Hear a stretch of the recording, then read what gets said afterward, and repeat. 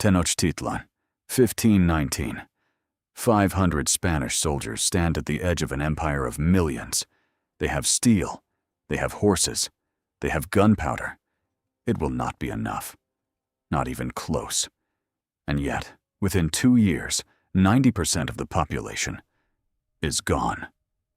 Not from a sword, not from a bullet, from something too small to see, too small to fight.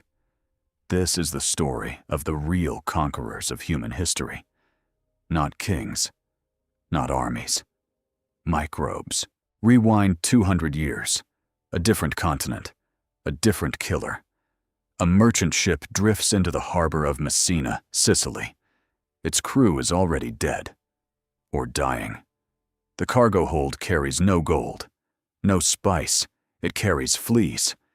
And on those fleas, a bacteria that has waited patiently in the blood of rodents for centuries. Its name, Yersinia pestis. You know it as the Black Death. Within 4 years, it kills between 1/3 and half of everyone in Europe. Think about that. Not a war, not a famine, a flea. But here is where the story turns. Because catastrophe has a strange habit of clearing the ground for something new. Before the plague, Europe was a machine built on human excess. Peasants were cheap, replaceable. The feudal lords who owned the land owned the people on it, because there were always more people. Then, suddenly, there weren't. With 1/3 of the workforce gone, the peasants who survived became something they had never been before. Valuable. They demanded wages. They demanded land. For the first time in 1,000 years, the common laborer had leverage over the aristocracy, because the aristocracy needed them to survive. The rigid walls of feudalism didn't fall to revolution. They were dissolved by bacteria. Historians will later trace a direct line from this collapse to the flourishing of ideas that followed.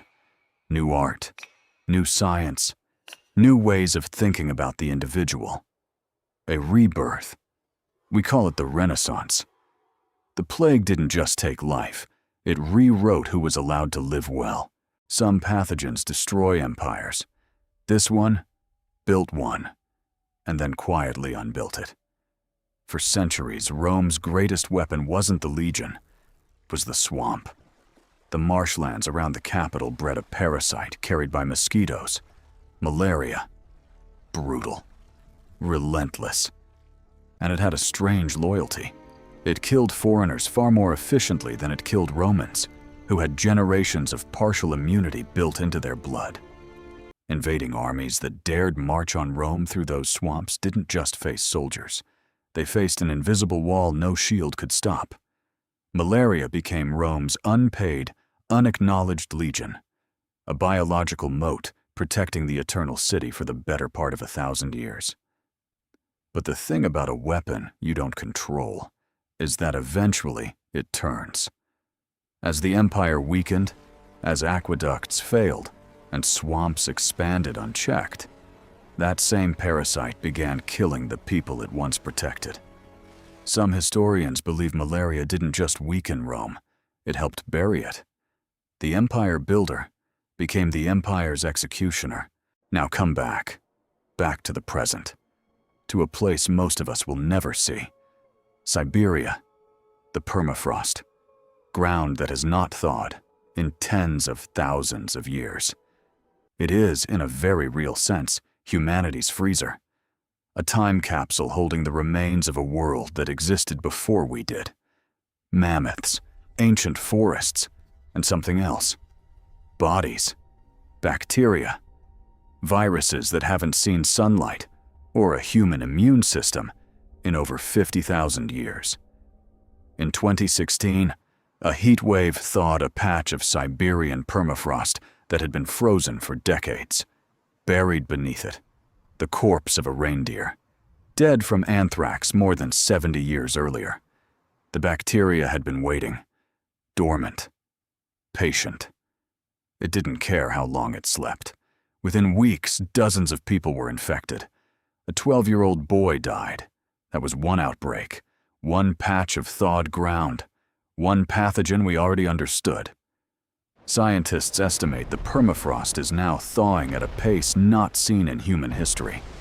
And with it, an unknown number of ancient microorganisms, bacteria and viruses our species has never encountered, are being released into a world that has zero immunity to them.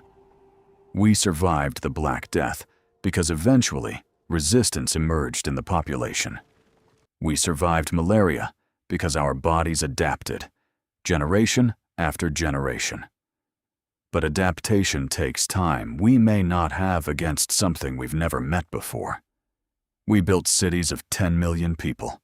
We built airports that connect any 2 points on Earth in under a day. If the Aztecs, isolated by oceans, could lose 90% of their population to a single pathogen, what happens now in a world with no oceans left to cross? We tell history as a story of kings and conquests, of armies and inventions, of human will bending the world to its shape. But maybe that story was never really ours to tell.